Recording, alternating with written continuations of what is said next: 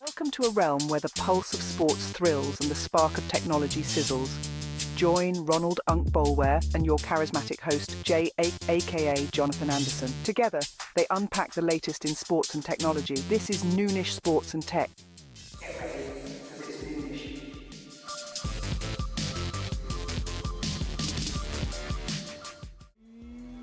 What's going down, y'all? As you see, I don't have my background up in the background right now.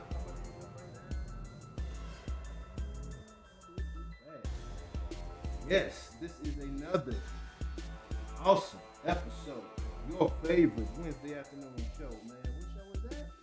I can't believe you said Noonish Sports and Tech, man. It's going down. We got some today. And it's going to be a lot of fun, man. So appreciate y'all joining us, man. I'm your host, J.A., a.k.a. Jonathan Anderson, here with my co-host, Ronald Boleware. What's going down?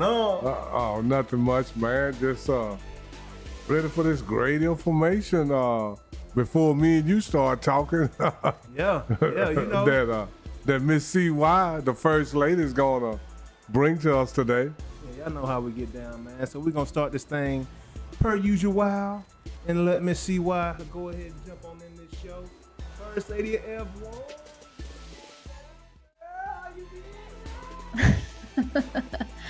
I have 3 pairs of pants on and I think 2 layers of shirts. I got a little heater inside of my hat because I am not built for this. They don't sell these coats down here for 13 degree, feels like -3 degree weather down here. No, our coats are for fashion, not for function. So Absolutely. They for show, not for go. I'm frozen. Unc looks like he's about to get. Are you warm over there, Unc? Where are you? Right now? Yeah, I'm warm. I'm good. Yeah, man. Yeah, when we're in the studio, it's comfortable. Is it the whiskey? Inside. Maybe that's where I go wrong. I need to drink a little more whiskey during the show. Wait, I don't even know. What are you guys actually drinking? What do you have today? Show us. We have some Kentucky bourbon.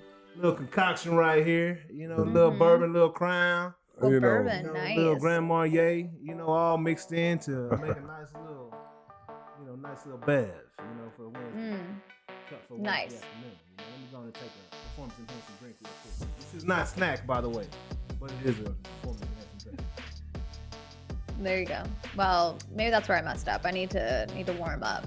My ice cold Diet Coke doesn't keep me warm. No, ice cold Diet Coke ain't gonna get it done. Grandma's old cough syrup, girl. Even without the cough, Next time, next show, I'll see what I can do. But no, I'm happy to see you guys. It's been a weird, I thought today was Friday all day today, just giving me Friday energy, and I don't know why, but it's Wednesday at Noonish, so I'm happy to be here. You woke up ready to party. I did. I love that.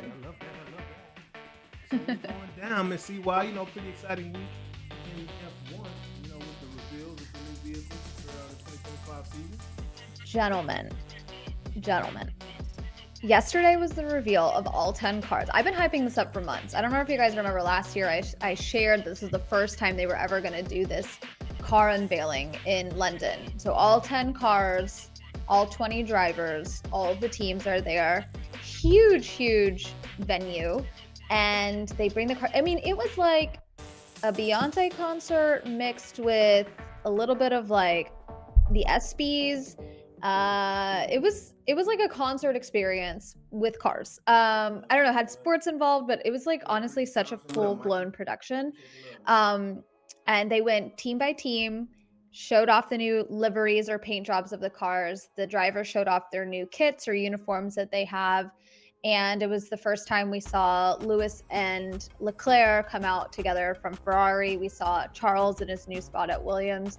But each team got I don't know, it was 10 minutes, 7 to 10 minutes where they got to do their own, hype video. Some people had musical performances. It was insane. You have to, if you have time, go watch the highlights because you'll get to get a good idea of how they went about this whole thing. It was really, really interesting. But they had a host that made a lot of jokes. It was really funny. Actually, it was less like the ESPYs and it was more almost like the Grammys or the Oscars, where the host gets to kind of joke with the drivers. Like Max Verstappen straight up looked like he didn't want to be there, and they called him out on that. Yeah. So it was formal in dress, but informal in action. Like it was exactly. They were dressed nicely for this like ceremony, but then at the same time, like there was a lot of good energy. The host did a really good job. They had actually a lot of the F1 commentators there. And but it was just really funny. Like they gave Lewis a hard time about always being the, center of attention. So they like shine a camera right in his face.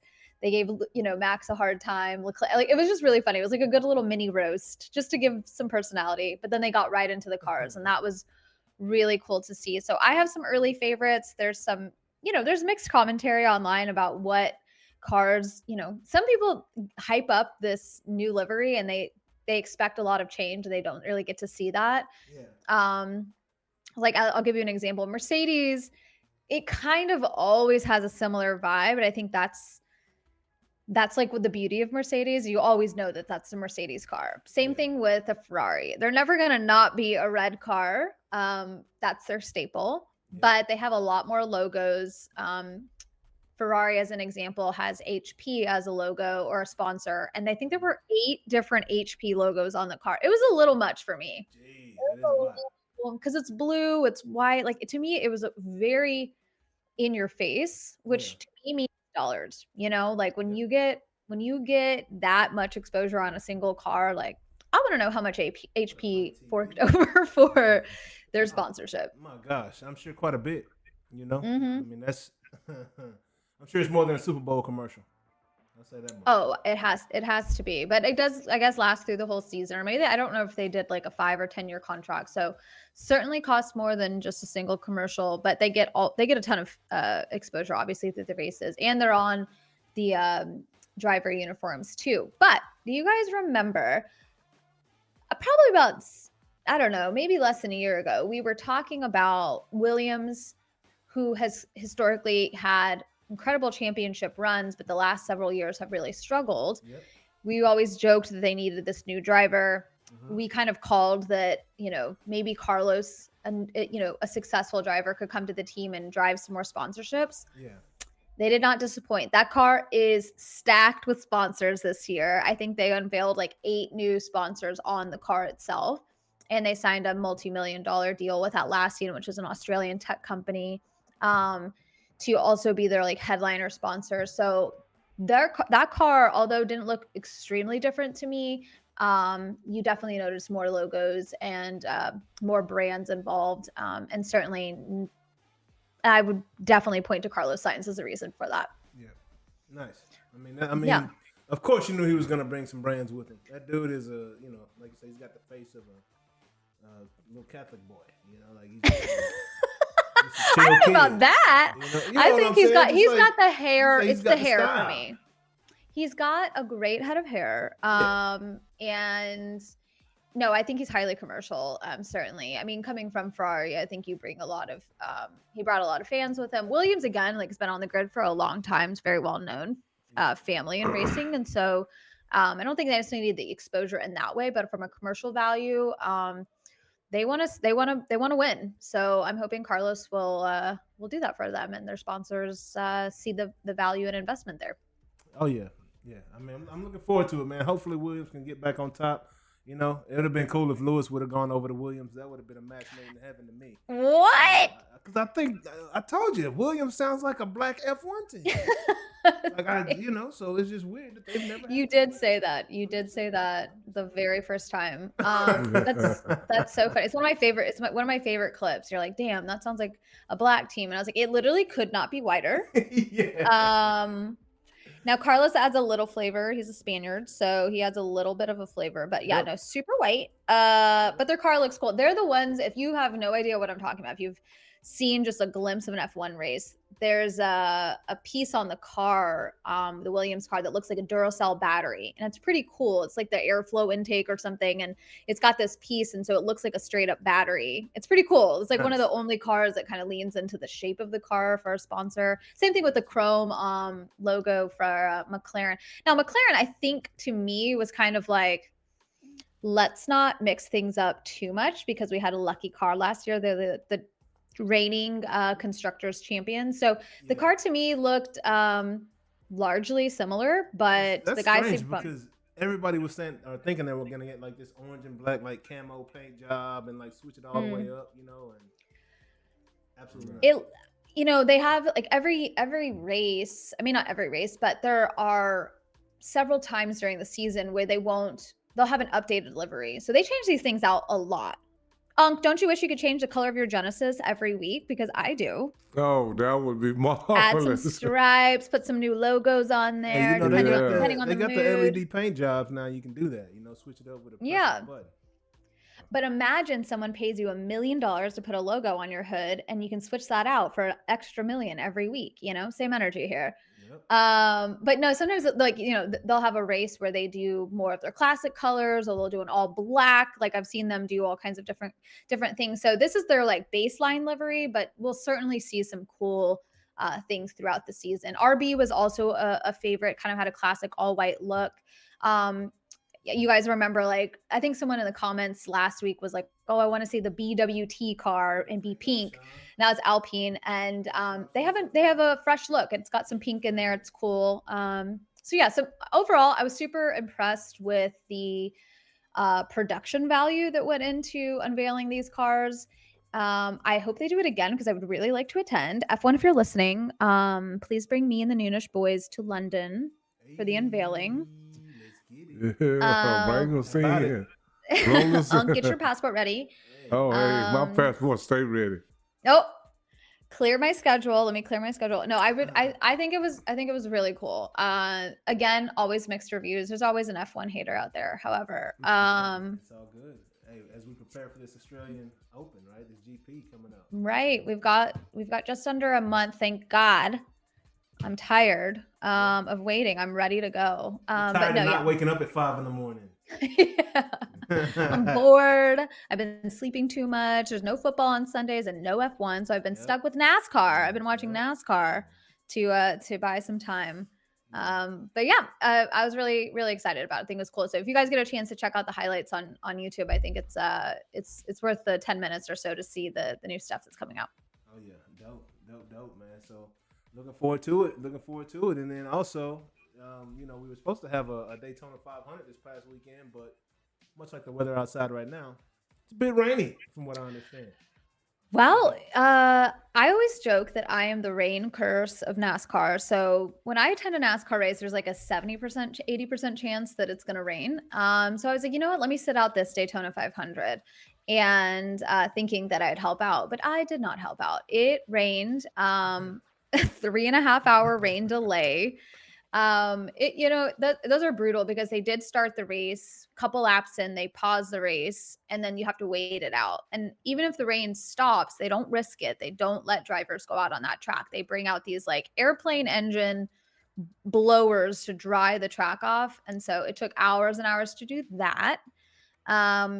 But they did eventually get to racing, and it was a very, this is kind of people's beef with NASCAR in general. It's like, not only did they have the rain delay, but it was caution after caution after caution, like having to go a lot slower under a safety car. So it definitely took a lot of time. So much time that it ended up being nighttime by the time they actually got to race again. So it was dark, which I like Daytona at night. The lights look really cool. I think it's like a whole different vibe for the race. But yeah, a lot of crashes. A couple years ago, Ryan Preece is a driver. He flew. I was at this race. I've never seen anything like this. I've never seen it again.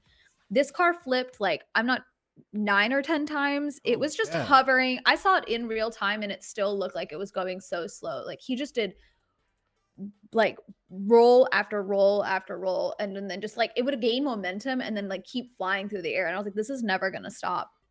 Luckily, he gets out of that car fine. You might have seen like he did an interview where his eyes were just like totally bloodshot. Like all the blood vessels in his face were just wrecked. But luckily, he was okay. His car flips yet again during the Daytona 500. And anyway, there was just crash after crash. Ryan Preece had that massive one where he, again, did some barrel rolls through the air. Luckily, okay. But William Byron actually ends up winning the Daytona 500 for the second time. So it was a fun race to watch. You could take a nap in the middle. I think I did. I think I took a 1 hour rain delay nap. But yeah, you could tell those guys were exhausted. The fans were burnt out. Twitter is always losing their mind when it comes to the cautions and rain delays, but it's kind of part of the game. Like nothing's changed. They still race outside. So we'll have to deal with rain delays for the foreseeable future. Well, anything going down in Florida? Isn't Daytona in Florida? Correct. Absolutely. Yeah, you can count on rain. You can always count on a decent % chance. Baseball tournaments, man, suck because every time it rains and then you gotta wait for the alarm to. Yeah, it's just brutal. Oh yeah. And so I can't stand sports in Florida. Anyways, that sucks. Daytona, I'm surprised that it hadn't happened more often. Honestly, it really does. I think I'll pull some results for you guys for next time just to talk about how many rain delays, especially last season, were pretty crazy. But I'll say Daytona is mostly about racing, but there's a very nice majority that is really it's a show. Anthony Mackie did the kickoff for the race, which is kind of fun. Captain America. Yep. Pitbull, my boy, Mr. Worldwide. Is that your favorite singer, Mr. Worldwide? So what now? Pitbull. Pitbull, you know Pitbull? Oh yeah, I know Pitbull. Yeah. I could see Unc at the club in Galveston. Where were you the other day at the island? So what? I could see Unc. Oh yeah, I can vibe. Hey, I know about Pitbull. Now music, you can't hardly miss me on music. Yeah, Hey. And this is the whole thing. If somebody say, "Oh, this song is by such and such," I'll be like, I don't know. Then when I hear the song, oh yeah, that's one of my favorite songs. Oh yeah. Pitbull go in. There. Yeah. Little tequila, little Pitbull. That makes for a great day, great party right now. Oh yeah. It would certainly look like a party. So much of a party that Donald Trump stopped by and delayed everything. It was President's Day. I guess he wanted to make his yet again another appearance at a NASCAR race, but it was an interesting mix. He knows his audience. What a combo though! Anthony Mackie. They say Donald Trump know how to party. They say he know how to party. Absolutely, and that's what they say. Absolutely. Not my monkeys, not my circus. I don't know. I don't know. But that's just what I heard. That's what the streets told me. yeah. I mean, it looks like it. You saw the dance. You saw the dance. Mm-hmm. Getting down. But man. So enough of that NASCAR talk. Enough. What we really want to talk about is that first 9 seconds the other day when the U.S. played against Canada and them Chuck boys, man. You saw that? No, that's it. My God. 9 seconds, 3 fights. Hockey. Let me paint the picture. Wait. They had 3 fights in 9 seconds. In the first 9 seconds of the so some of these people had to be fighting at the same time. No, they fought. Then one group fought. 3 separate tussles. Yeah, we'll let Keyshawn explain. Yeah, go ahead. Yeah, explain to us. To Chuck brothers, man. I like them. They scrap. My God. Okay, so we replaced the All-Star game with this Four Nations face-off. Mm-hmm. I'm a fan. I will say that I have never seen more people talking about hockey. Did I start a trend, guys? Did I start an NHL trend? Because I've seen more people in my timeline and just in general on social talking about hockey more than I've ever seen it. And this Four Nations face-off. Now, I told you guys last time that Jake Ottinger from the Stars was on the American team. What I failed to mention was that we have representation on some of the other teams, like Thomas Harley is playing for Canada. So it's players that their origin, where their country, where they were born, I don't know, their nationality, where they're from, they play for those teams. So Ottinger's from the U.S., so he's our American goalie, one of several. So they do this Four Nations face-off, a classic battle of Canada and the U.S.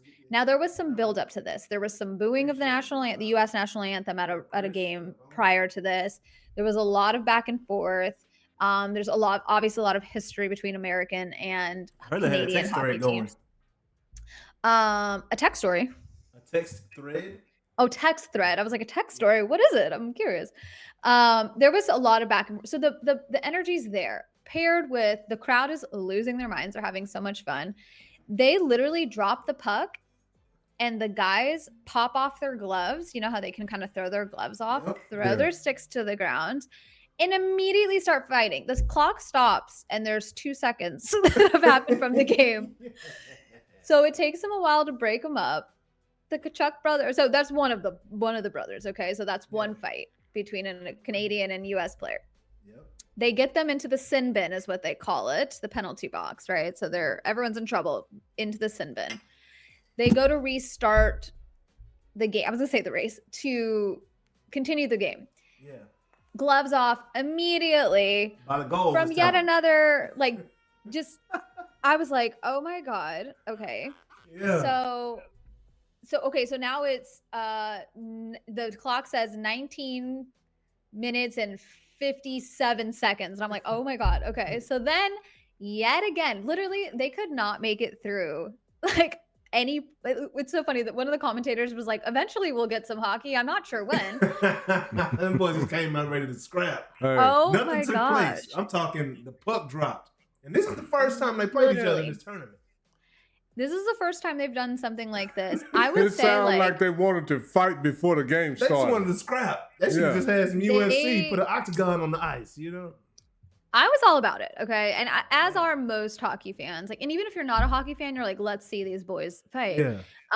And so it was so fun, and fans were losing it. The commentary online, again, pages I never see talk about hockey, even sports pages, were really leaning into that kind of 9-second thing. Now, how much of that was intentional to get more views? Were they actually beefing? I don't know. And honestly, I don't care. Okay.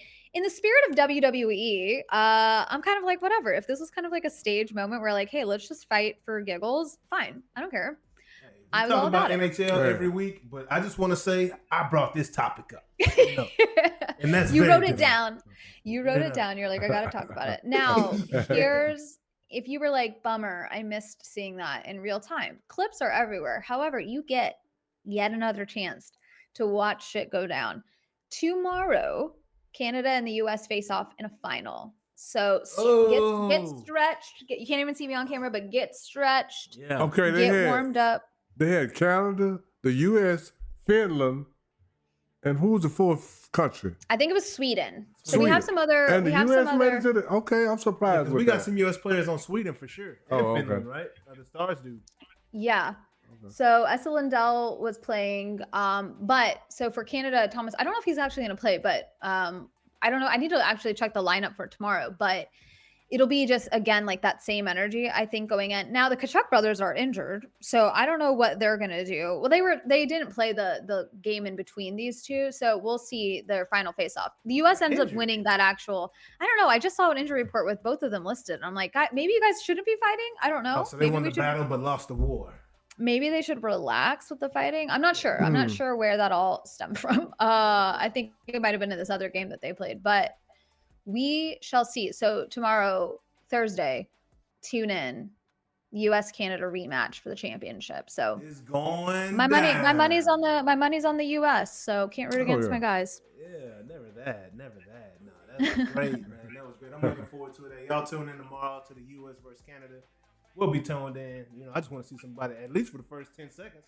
You know, I want to see if they come out. Don't even watch the whole game. Watch the first 9 seconds for some action. Hey, that's one of my favorite things about hockey is the fighting. Oh, absolutely. Hey, man, when I see them boys sling them gloves off and skate about 2 steps backwards just to get his balance and then start coming forward, yes, sir. I'm like, uh-oh, it's on now. Yeah, man, I love it. The NHL video games, I don't even play the hockey. And then some of those guys, they develop such a good reputation. When they throw the gloves off, everybody else skate away. Don't want it. They don't want it. I say, no part of it. He must. Absolutely. They don't have a couple of guys like that. Some big boys in hockey too. One of the best, I've seen baseball, benches clear. Obviously in football, there's a lot of energy, but they get to really work that out through tackling, I feel like. Yeah. What other sport is there? Tell me if you know, what other sport is there that doesn't doesn't necessarily encourage, but doesn't discourage. Well, actually, no, I feel like it does encourage fighting. But like, what other sport like gives them the time to fight it out? Because sometimes the refs are like, all right, let me let them work this out, and then they'll intervene. Like they'll give them some time. There's no other sport that I've seen that's like, The only sports that do that is predicated on fighting. Yeah, boxing, Right. Boxing and UFC. Non-fighting but no related. other sport say, okay, y'all wanna get it in. I mean, because I see like when they get ready to fight in hockey, sometimes the referees, let them go at it for a little while. Like, okay, y'all want to fight? I wish they would let that be a part of basketball. Oh. Like boys want to scrap. Oh, just back up, let them go. See if they're really gonna fight. Because I think there's a lot of acting in basketball. What can't be solved with just a quick tussle? And the thing is like they get tired so fast because they've got all their gear on. They're punching each other in the helmets. They're breaking their hands. They've got all their pads and stuff on. Yeah, so it's really just like, how can I get this person to the ground as fast as possible? And so yeah, it's an absolute riot. Love it. I love the energy. Yeah, I do too. I mean, could I personally fight on skates? Probably not, but I like to watch it. I can fight on skates, on ice, on water, on a basketball court. One thing I'm not going to do is take an ass whooping. No. So we're going to figure it out. Hey, cause when somebody asks for it, I ain't got no problem giving it to him. Special delivery. He has got, Uncle got better with age, but back when Uncle was young, Uncle get to you anywhere. Yeah. Church's Chicken, Kroger's, Church. Church. Don't tell him about that. Don't tell him about that. My Don't tell him about that. I was a teenager, but he asked for it, so I gave it to him. Hey, the Lord got soldiers out here. Hey, I'll tell, because I tell people all this. I got a little more Peter than I got Jesus. Peter cut that guy ear off. Yeah. Hey, it's all good. No, we ain't gonna talk about that because we don't talk about that. We ain't gonna talk about that. Talking about that today. Wow. See what? It's been great. Thank you so much for the first lady of F1, NHL, NASCAR, really all sports. Just the first lady of Noonish. We just need to say first lady of Noonish. Just the first lady. Just the first lady, period. Yes, but once you say you the first lady, that covers it all. Yeah, that's it. Yeah.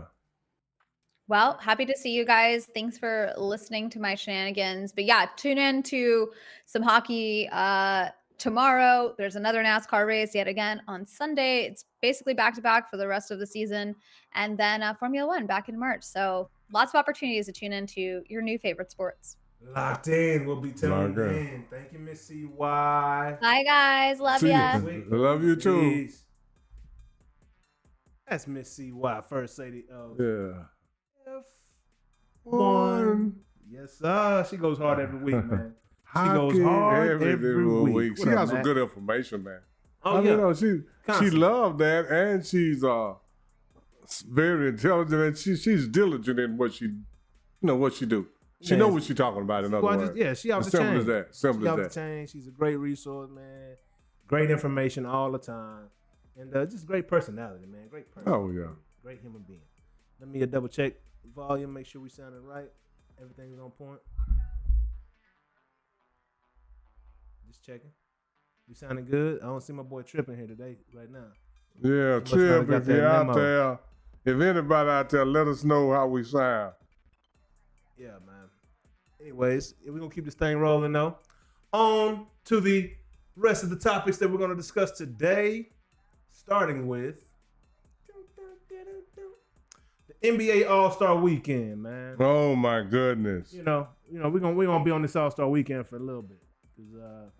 Things to talk about, right? So, first of all, we'll talk about the skills, dunk contest, all that good stuff.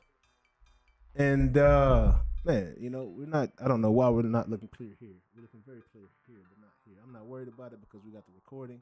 Yeah. And hey, if it's a little fuzzy right now on your live, however you look, if you're looking at it from your computer, I don't know what's going on while we're looking so fuzzed out, but it's all good. I think we're straight on mobile, on the mobile version. What else? What's going down, Zach? Appreciate you tuning in, homie. And but yeah, man. So we're about to jump on this thing, man. I don't know where my friends are. I don't see anybody in here chatting with us today, but it's all good. If you're there, letting you know right now we don't see you, and it is what it is. Yeah. But But yeah, like I said, let's go ahead and jump in these things, man. So starting out with that skills competition, the Cleveland Cavaliers, Mr. Spider came down with that win in that skills competition. Him and one of his teammates, I can't think of his name. I mean, y'all forgive me, but I don't know all these dudes, especially for the Cleveland Cavaliers. Not gonna know these dudes, man. But they won that bad boy. But it was just shameful to see CP3 and Wemby go out there and try to beat the system. Did you see that up? So, skills competition, you got to dribble, shoot, you got to run, you got to go down, pass the ball, do a bounce pass, a full pass, chest pass. So what is, I ain't gonna even go to Wemby, but I'm gonna say, what did CP3 do? It's all predicated on time, right? Right. So they figure they're just gonna go down here and just, instead of actually taking shots and attempting to make the shots, they run down, they do the bounce pass into the thing, run down, pull the ball off the rack and just throw the balls off the rack. They didn't even try to shoot the ball. Just threw the balls off the rack, threw the balls off the next rack, run to the next station, grab the ball, chest pass, run to the last spot, and then they tried to make the last shot. But the first set of shots, they just got rid of them. You know what I mean? DQ, disqualified. I can see Chris Paul getting cut. They can't trade him no more. But dog, you talking about the potential face of the league getting disqualified from an all-star game because the old school to convince him to cheat. Man, it's something all the way. Man, and people wonder why people don't like Chris Paul like that. It's always something about Chris. You know what? The only regret I got about Patrick Beverly, I wish he would have pushed him when his face stood in the back. I mean, because I don't have no respect for that back stuff, but I ain't got no problem with him pushing the hell out of CP3. Yeah. Man, it's something always about CP3. It just is, man. Yeah, it's something always about it. It's a reason why he don't have a title, man, or why he can't get out the first. Exactly. Because he's trying to skirt the system. He's trying to cheat, skirt it, cut around it. And, I had to come back with a different because I know a lot of young people don't know what skirt the system means. But anyway, let me switch it back. Man, CP3 is always doing something. Crazy. And I'm sorry Wemby got caught up in that mix. Yeah, because now that's on his resume for the rest of his. And that's MO. Yeah. That's more CP3's MO than Wemby's MO. MO been squeaky clean, but now he got a tarnished name in the All-Star game. Anyway, it wasn't that big of a deal, but at the same time, man, it's just foolishness, man. Why? I mean, what's the point? Do the system right. You don't believe in your skills enough to go out there and win it? Yeah, that's what I'm saying. You don't believe in your skills. You don't believe you can hit the shots and all that. You are CP3, and this is Wemby. The most, the biggest, most skilled man we ever seen, right? Like supposedly. What's the problem? All the skills you got, CP3. Anyway, man, that blew my mind. That was real weak. He looked bogus. It looked dumb. People in the crowd just like, man, poo-poo these dudes. Anyway, yeah, get out of here. That was foolishness. But then the 3-point contest went to Tyler Hero, right? We all know that boy can shoot it. Oh, you're Tyler Hero? Oh, okay. Second, man, I'm just going to say it like this. Sometimes, we ain't going to get into that now, but some of this stuff, basketball is becoming so hard to watch till you don't even want to watch the stuff surrounding it. Yeah. I mean, and that's my fault because I should have been abreast of these subjects, but no, I didn't. And Uncle's not the type to come on here and try to lie about something that try to talk about something I ain't seen. No, I didn't see it because I didn't. I was like, it's been foolishness for so long, I ain't got to waste my time. Yeah. Me and my wife was out to dinner. I'm going to say it like that. I actually like watching 3-point competition. Yeah, I didn't watch it this year. I just know Tyler Hero won it. I didn't watch it this year. But I enjoy watching the 3-point competition. Yeah, that's actual skill. I enjoy. It would be even better if you actually had the best 3-point shooters in the NBA. Absolutely. That would be. Because back in the day, you had Larry Bird, Reggie Miller. All these guys said they were the best. Ray Allen. Y'all say y'all the best. It was about competing back in the day. Yeah, it was competition. Yeah, that's what I'm saying. But everybody. But this is the thing. Steph Curry don't want to lose to Tyler Hero. Man. And there's a possibility of that happening on a particular day. But over a career, it's not. But I'm just saying, on a particular day, that'll mess up Steph Curry's brand. That might cost, if he loses to Tyler Hero, that might cost him millions of dollars. Yeah. And that's why he's not in it. Yep, you're right. You're right. I mean, and they even took away the Curry versus Ionescu, You know, when he went against the girl last year, they took that away. It was like, bro, that was at least cool to watch. You know, I like to see that. Hey, they don't want the girl to beat the guy. Yeah, man. Because on a certain day, they just might do that. But old Buddy Hield did come out and tie Steph Curry's single round record with 31 points in a round. I mean, that is shooting the bottom out that thing. Well, you know, Buddy Hield has actually led the league in several years, not in individual years. He has led it in 3-point shooting percentage. Yeah, Buddy Hield is a 3-point shooter. You know, he got it high. Oh, Buddy, man, I wish the Mavericks Buddy Hield would could pick him shoot up. that thing. Yeah, Buddy Hield cold. Like people sleep on Buddy Hield, but that guy can ball, man. He really can. You know, I've been watching that dude since Oklahoma, so I know.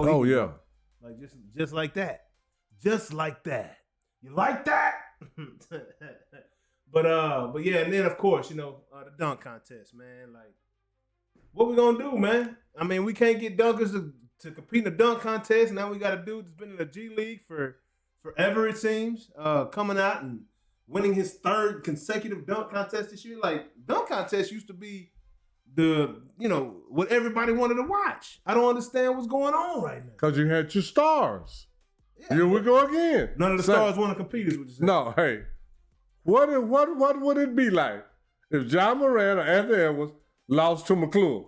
Man. That would hurt them. They ain't gonna do it. And I'm gonna tell you like this: the way he dunked, they just might lose to him. Oh, absolutely. They just might. I mean, I know why my money going. If I'm betting on the dunk contest. Now, but do I think McClure can dunk over the people in a game that Anthony Edwards dunk over? No, he can't. No.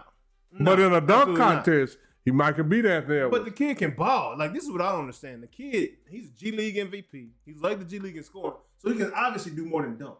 Yeah. And he's won 3 straight dunk contests, but he can't find a job in the NBA? It's something against that kid because he played at Georgetown. He played at Duke. He's got a hell of a resume. But he's only played 5 NBA games. He's played 5 NBA games and has 3 dunk titles. And he led the G League in scoring. So it must be a defensive thing. I don't know. I don't know. I mean, but how tall is he? 5'10"? He maybe he can't move his feet. 6 foot, maybe? I don't know. But anyway, he's somewhere between 5'10", 6 foot, maybe 5'11". I don't think they're moving the feet because if you're explosive, you usually got some pretty good quick twitch going on in there. Sometimes coming not off so. the ground I mean, like that. So far as a small guy, I'm gonna tell you like this: just because you're explosive and all that don't mean you're good in drills. Yeah. Cause have you seen Travis Hunter do some of the drills? No, his feet don't look. His feet look like they not. I mean, they show Travis Hunter do drills, and they show guys that ain't do the same drills. Their feet way fast, like going through the ropes and drills and stuff like that. And then when you go up and back and up and back and up, it's some guys running circles around Travis Hunter. Yeah. I mean, from what the internet says, for sure. But when they get on the field, Travis Hunter is more explosive. So sometimes, guys are just good in drills, and I don't know. That's all I can say. Yeah. I don't know, and I'm just trying to figure out what it could be, and that's all I can figure is maybe he's a drill, and then you led the G League in scoring, so you can score against a higher level guys. And most of the time, if you lead the G League in scoring, at least you're going to get a 10-day 2-way contract. Yep. And if you get a 10-day 2-way contract, it seems like you're going to play more than 5 games. What up, Kyson? What up, DJ? What's going down, homie? Appreciate the love, bro. Appreciate the heart, the gifts, and all that good stuff, man. So I don't know what's up with that guy. I don't know. DJ, that's the real one, man. See why what's going down, girl? Yeah, I see you over here on the good TikTok. Oh, she just switched over to TikTok. Yeah, all right, man. see why. Appreciate the love, y'all. Yeah, man. So we live, man. Shout out YouTube, shout out Facebook, Twitch, man, TikTok. Shout out everybody, man. Definitely appreciate y'all tuning in, man. I mean, like I say, that I don't know what it is, but it could be personal, or then it just, I don't know. I have no idea what it could be. But it seemed like with all his accolades, somebody should give him at least a half a season to prove if he can be a 10th man on the roster. Oh, yeah. Come on, man. What up, Silky Wilkin? What's going down now? Oh, he on YouTube? Yeah, he on TikTok. I'm sorry, on Facebook. Facebook. Okay. Yeah, Silky right, Wilkin. What's going down? Up, man? Brad we Trend. still got a date to do some things, man. Yeah, man. got to get down with the get downs, in the cigar bar somewhere. Oh yeah. But yeah, man. Now the dunk contest was crazy, man. The dunks that he's doing, I can't see nobody beating him. Dude jumping over cars, taking balls off people's heads. Jumped over a dude on a hoverboard. Jumped over a 7-foot on the platform with another ball. He dunked 2 basketballs. Had a guy on the ladder holding the ball. Oh, yeah. Had a dude on a hoverboard. Grabbed the ball off of the dude from the hoverboard and then dunked the ball from the dude on the ladder and then dunked the ball off the dude from his creativity is next level. I don't know where he comes up with these stunts and tricks, but it's crazy. I will say the guy that got second place, he has some pretty awesome dunks too. Well, he's taking some of these dunks has been done before. He just taking them and adding a little spice to them, doing them. Good, he just doing them different because the dunking two different balls that's been done before. He just doing it different. Yeah, jumping over a 7-footer that's been done before. He just doing it different. Yeah, but the way he dunked 2 balls was different. We done seen people cuff 2 balls go up and yeah, right? I'm talking. Just the fact that he had to jump over a man and grab a ball and then grab this ball and dunk that one and then dunk that one. That was. Yeah. I think he's on the spectrum, like I say, he just adds a little sauce to it. But the most incredible. I'm gonna tell you who have done some incredible dunks. Now he's way taller than he is, but he ain't never won a dunk contest. JaVale McGee. JaVale McGee jumped on 2 goals side by side. Dunked on this goal, then dunked on that goal in the same time. What? Dunked on 2 goals. JaVale McGee did, but he didn't win the dunk contest because he ain't popular. Yeah. And that's why some guys don't want to do it too. Yeah. A lot of times you got to do with popularity. And I'm going to say, it will be horrible for Anthony Edwards or John Morant to lose to this G League kid. Yep. It'll cost them millions of dollars, so they don't want to risk it. Absolutely. They don't want to risk it. If I'm the Mavericks or somebody, man, I'm picking up this kid, Matt McClung, just to sell some jerseys, man. Put this kid on the floor. The kid can play. I know he got a nice following. He should have a nice following. He can play. Uh-huh. He can play. So it's something there. The league don't want him there for a reason. He looked like an Oompa Loompa. Maybe that's it. I don't know. One of his ears is bigger than the other one. I don't know. Don't nobody know. One of his nostrils is bigger than the other one. I don't know. One of his eyes is bigger than the other one. I don't know. But it's a reason why they don't want him in the league. They got some funny-looking guys been in the league before. Oh, absolutely. Because when Larry Bird was young, he was funny-looking man. Yeah. But he looked like Big Bird. That shot ain't look funny, though. Yeah. But this kid lead the G League in scoring. Yeah. I don't know. But he's not 6'9". Yeah, that's what I'm saying. You know what I'm saying? Shoot the bottom out that 3, though. Yeah. Height, footwork, it's something keeping him out of there. What it is, I have no idea. I'm just grasping at straws. It's got to be something. And if you throw everything upside the wall, something going to stick. Absolutely. Absolutely, man. Yeah. Shout out Max McClung, man. Congratulations again for the 3rd time in a row winning that thing, man. If he ain't in the dunk contest, I don't know who is. I think that should be the dunk contest. Who can beat Mac McClung? Absolutely. Who can beat him? Ja, can you beat him? They said Ja was talking about, oh, man, I should have done. Hey, bro, next year. You said it. Zion, they always say that. Anthony Edwards, can you beat him? Can somebody please beat this dude? Do you know how many people done flirted with the dunk contest? LeBron done flirted with it. Man. And then flirted with it, but it didn't ask him for a date. Yeah. I'm just saying. Come on. It's different between flirting with a woman and to say, baby, can I take you out for dinner? Yeah. And he's a showman. He got the dunk contest figured out. He got that. He got that on. I'm gonna say it like this. He gonna get 4 next year if somebody don't do something. I'm telling you. I don't know who's gonna beat him. If he decides to do it. If they even had a dunk contest. But this is the thing. Year, man. They trying to That's some money for him. Absolutely. Because I think the dunk contest was 100-some thousand. He's made more money winning those dunk contests than he have in his career. Yeah, that's what I'm saying. So he'll be back. Yeah, he's made why would I not be back? He made like $125,000 in the G League, and he made like $350,000 in them dunk contests. Yeah, because 3 times, 100,000 every time. So guess what? Why would I go for 400,000? I'm gonna dunk to somebody. I'm gonna dunk till I can't dunk no more. Till I can't dunk no more. And I'm gonna just keep doing it until somebody beat me. And then if I do it 5 or 6 years in a row, somebody beat me. I'm saying, he did. Why he didn't do it when I 4 years ago? Exactly. I could still. And if he don't do it next year and somebody else come out and win, everybody gonna be like, he wouldn't have beat Mac. Yeah, he wanted to be Mac. He wanted to be Mac. So Yeah. Mac, go on and stay in that thing. Stay in it. In the dunk contest, you shouldn't even dunk until the last round. You like the King Cooper, the boss player. Yeah, some got to come with that. Sometimes say your legs, because ain't nobody beat you. Say your legs, at least to the semi, not the first round. Yeah. Maybe the second and then the finals. It's pointless of him going in that first round. So you gotta. Everybody trying to beat Mac at this point, man. You know what I'm saying? Just like King Cooper on Mario Brothers, like Mike Tyson on Mike Tyson Punch Out. That's the format. He's the boss right there. Everybody go against Matt McLaren. First off, you got to even be good enough to dunk against him. You got to win the first round. Yeah, absolutely. And then you can dunk against him in the final. Exactly. Because he's better than everybody else. He can prove that. Like, we ain't got to watch him go the first 2 rounds. And it's like, what trick is he going to come out with this year? Yeah, absolutely. You know what I mean? Is he going to hit that cartwheel dunk up? Hey, I'm going to tell you this is. It's 3 dunks that he can do that impress on. He do the cartwheel dunk. Yeah. He dunk on 2 different goals before he hit the ground. Man. Or he dunked the same ball twice. Dunk it, catch it, and dunk it again. Ooh. It ain't been number 1 person I know that did that. And he didn't win either, I don't think. Who did that? Contest. Who did that? I can't think of the... JaVale McGee. Did he do that too? JaVale McGee might have been the one to do that. Man. And the only other guy that ever did that is Earl Manigault. Yeah. He's 6'2". Yeah, and then we saw in this dunk contest, the guy that got second place, a guy shot the ball and he went up.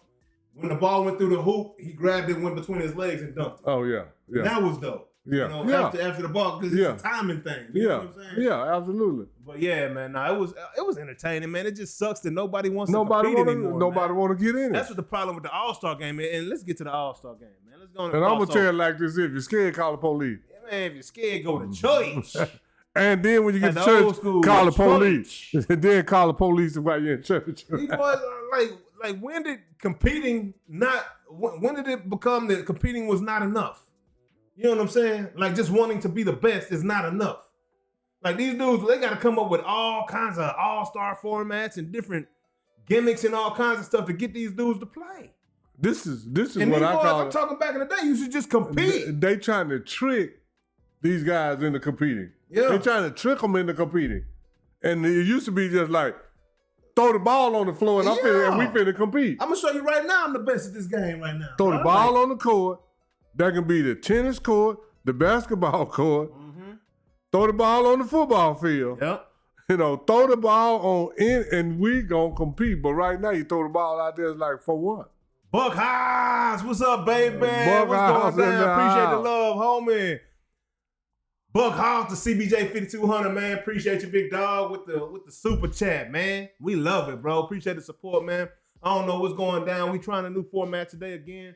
You know, getting back to getting back to the glory, dog. It's gonna take a little bit of trial and error and things, and we're gonna keep doing what we do. Make sure you guys get to see this product. We want to make sure it gets out to as many people as possible. So we back on the mobile platform today, but we'll see. We're gonna keep working and keep, ironing out these chinks and, doing all this good stuff. But yeah, man, that All-Star game was whack.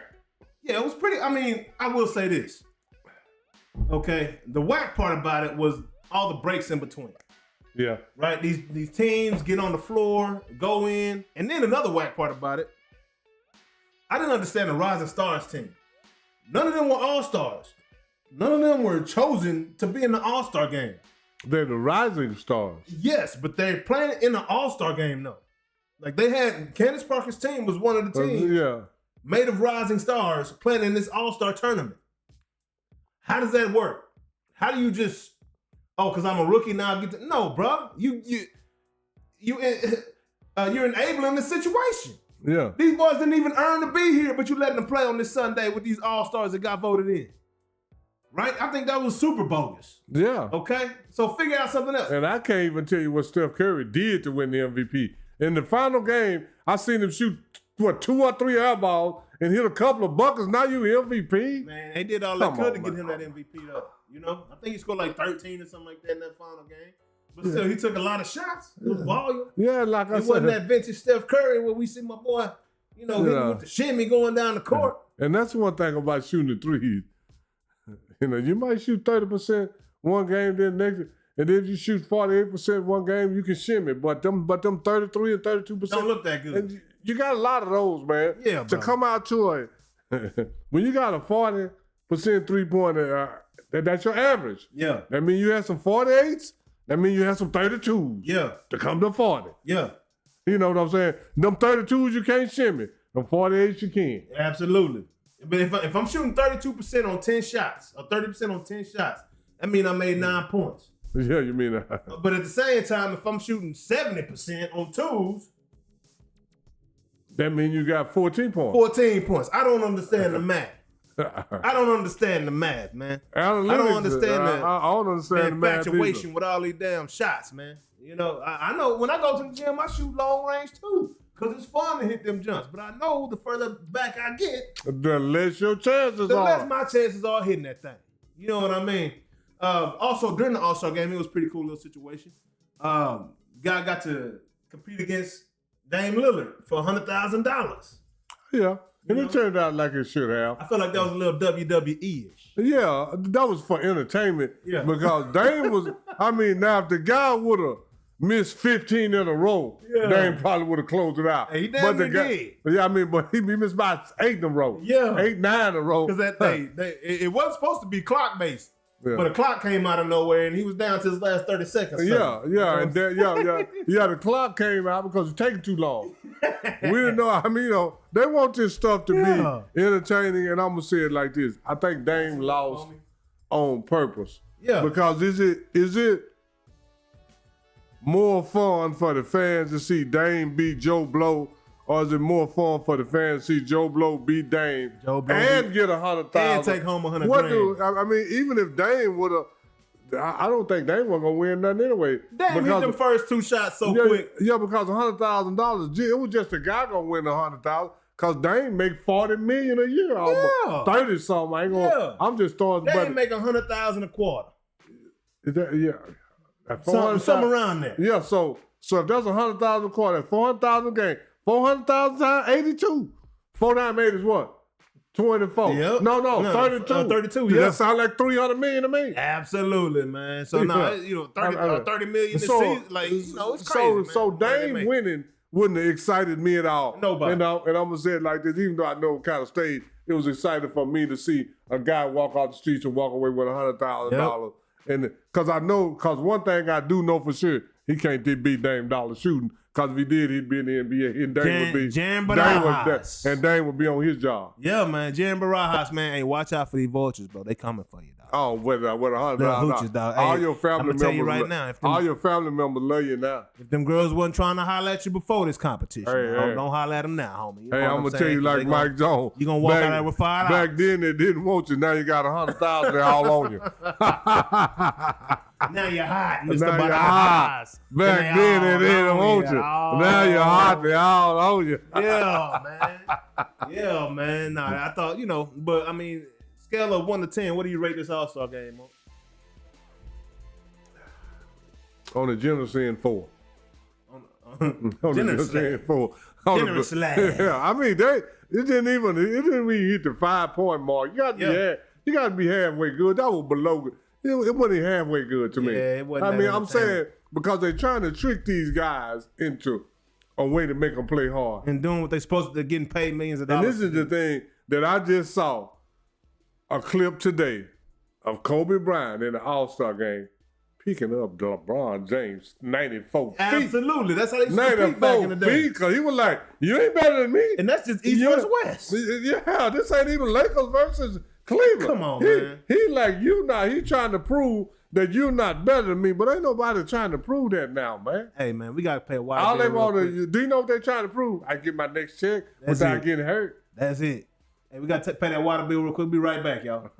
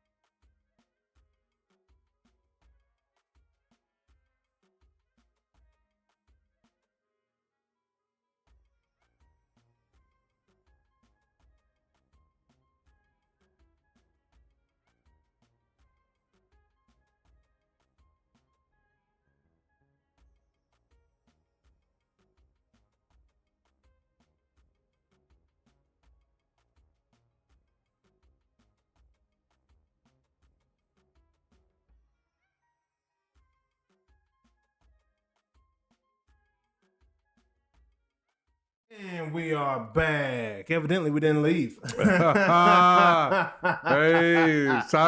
it is what it is. It is.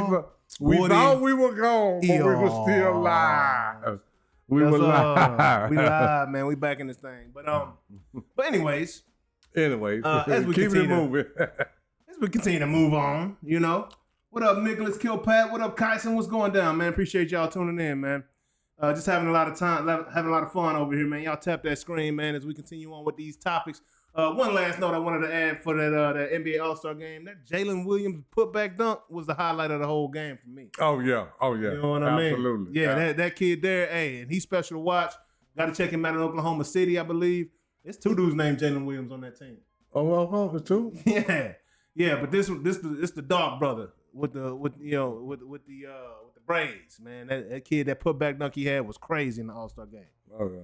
Just had to say that real quick. You know, one last note on that whole little tip right there. But we're going to keep this thing rocking. Also this week at the All-Star game, the NBA Hall of Fame finalists were announced. And it's kind of wild. One of the finalists is still trying to get back in the league. But who, Dwight Howard? Yeah. Dwight Howard still trying to get in the league, man. You're like, bro, I can't get a job as a center. You know, everybody needs a center. How long do you have to be out to be eligible? I guess 5 years. He just won a deal in 2020. So, yeah, 2025, yeah, he's eligible now. He ain't been back in the league since 2020? I guess not. When the Lakers won championship? I guess not, man. I guess not. Well, what if he go to the Hall of Fame and then come back in the league? I mean, well, he evidently, I'm gonna tell you like that, he ain't getting back in the league because he's been out 5 years. Hey, you can't tell me collusion don't exist. Because there's no reason why that dude ain't in the league other than his off the court activity and on the sideline activity when he grabbing dudes' balls. But I think that's what it is. I think that might keep him out of the Hall of Fame for a little bit. You know. No, I don't think Dwight Howard going in on that first time just because he got the nut check stuff. I mean, he should, based off of what he did on the court. I believe he should. I'm gonna tell you like this: if Dwight Howard don't go to the first ballot, it's a whole lot of dudes ain't gonna go to the first ballot. Oh, I mean, yeah, absolutely. But I'm just telling you what I think. Yeah. I mean, that's the only reason why he's not in the league right now. Yeah, I don't doubt nothing anymore. But I'm saying, man, when you the 3-time defensive player of the year and all the stats he got, the championship, can't be grabbing your teammates' balls on the bench though. It's a whole lot of things he can't be doing. I mean, can't be having rectal injuries in midseason. Missing like 5 weeks due to a rectal. Whatever. Whatever. I'm just saying that's not the norm in basketball. You know what I'm saying? Well, then Kawhi Leonard ain't never going to the Hall of Fame. I hope. That's fine. I can't see. He don't even play. Yeah, I don't see him. He don't even play. If he played, he'd definitely be a Hall of Famer. But he don't play. Not enough. He ain't played in 10 years. Everybody, man, think about over his. The only year that he played a halfway decent amount of games was 1 year in Toronto. Because he did the Spurs like that for 2-3 years. Yeah. Then he played 1 or 2 years. We played 1 good year in Toronto. Then he went to the Clippers. He been doing that ever since he been with the Clippers. Yeah. So I think the Spurs would have won that title against the had a chance to win the title that year. That old buddy stepped out on Kawhi when he landed on his foot and sprained his ankle. And the Spurs were up in that series against the Warriors. It was like, I want to say Augustus, but it wasn't Augustus. I can't think of his name. He's one of those foreign guys that was playing for the Warriors. Yeah. It wasn't Iguodala? No, it was one of the foreign boys.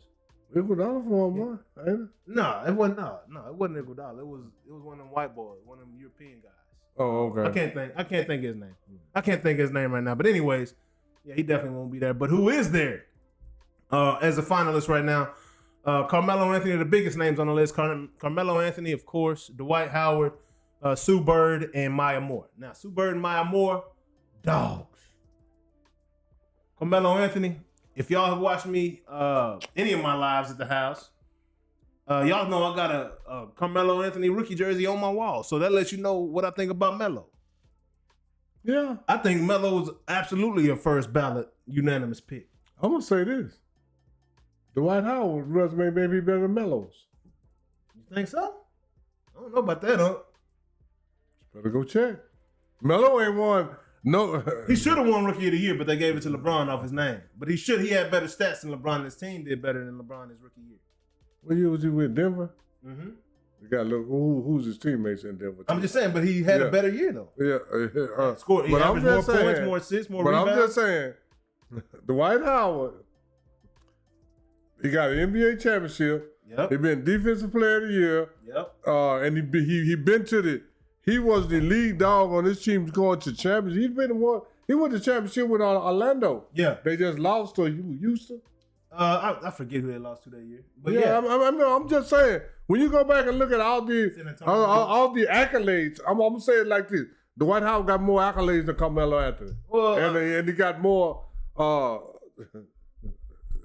just saying, but as a basketball player, Melo, man, Dwight Howard washes Dwight Howard. I'm talking and Melo played defense when he had it to now. Like, let's not just say he don't play no defense. Man, Dwight Howard when he had to. Dwight Howard first 8 to 10 years is with he can't squash that. Dwight Howard, look at that resume, man. His package though, he was dunking galore. Outside that's of that, not his fault. He didn't have no hook shot. He didn't have no real skill sets. It wasn't like he wasn't a Hakeem Olajuwon. Rebounding and Scott. He wasn't. I'm saying, like, from an offensive production standpoint, like he was a force to be reckoned with because he's 7 foot with shoulders of a god doggone really more Hercules. Like 6'10". You know what I'm saying? Like 6'10", yeah. But I'm just saying, his package was limited. I'm gonna say it like this: Melo, on the other hand, offensive package was unlimited. But then 18-3, he but then you gotta also put in crazy. But you Melo also was like an I say, offensive player, huh? Yeah. And he played defense when he needed to. I'm just saying their accolades and what they accomplished, Melo do not dwarf him in that department. To me. And like you say, he wasn't a Hakeem Olajuwon, but how many defensive players you call a king guy? Yeah, I mean, I'm just saying now, and all kind of against. I don't like the stuff they vote for, but you got to count it because they do it all the time. Absolutely. I'm saying Dwight Howard, when you go look on his resume, he got a hell of a resume. Oh, he does. They can't take that away from him. And I like Dwight. I don't want to sound like I don't like Dwight Howard. I want to sound like I don't like Carmelo because I love Carmelo. But the Carmelo resume is not better than the Dwight Howard resume. But I'm more eyeball test than I am analytics. And eyeball test. Dwight Howard first 10 years in Orlando. You can't squash that, man. No, he was a force. He was a hell of a force. But he was not only a force, for 4 or 5 years, Dwight Howard was the force. So these two guys coming out same year to draft, you got first pick. Who you taking, Dwight Howard or Carmelo?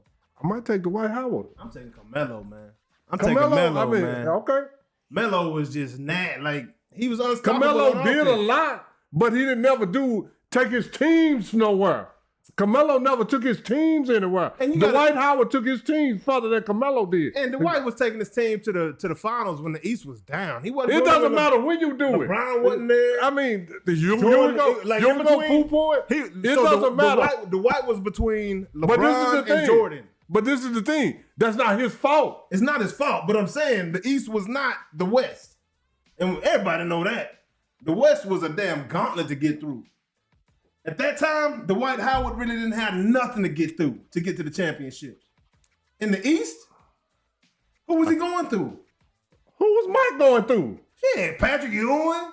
Who else? Going through who else? Everybody, huh? Okay, who else? We ain't talking about MJ. Yeah, that's what I'm talking about. But I'm talking about Dwight, though. I mean, that's what I'm saying. He had to go through Detroit. When we don't like people, or when we try to make people better than other people, we start bringing up all that. He had to go through Detroit. But let's just talk about he had to go through Detroit. He didn't go through Detroit. Yeah, he did. One time. He never went through Boston. But he went. I didn't say nothing. I said Detroit. One time, 4-1. 4-1. I said Detroit. He went through, but they went through him 4 times. He went through them 1 time. He had to get better. That's what I mean. All I'm saying, when you go look at their resume, it's a lot of big men don't have as good a resume as Dwight Howard. People just don't like Dwight Howard. What up, Cole? Yeah, I mean, I like Dwight Howard got a better resume than Patrick Ewing and all them guys. He got a better resume than Patrick Ewing and a whole lot of other people. Patrick Ewing ain't been no 3-time defensive player of the year. No. Led the league in blocks and rebounds 4 or 5 times. They haven't done that. True. That's all I'm saying. And I'm not taking nothing away from Dwight Howard. I'm just saying mano a mano, he ain't Carmelo to me. I'm not offensively. I think that's 2 different classes. But they 2 different. Absolutely. First off, Carmelo's a small forward. He's a center. Carmelo is better offensively but he's better in block shots and rebounding. And his offense, Dwight Howard averaging 20 points for his first 8 or 9 years in the league. Dwight Howard's got an old school big man game. Like, he don't translate to today's game. Huh? He don't translate to today's game like that. But this is the thing. They keep saying it don't translate, but if they was in today's game, who would stop him? On the inside.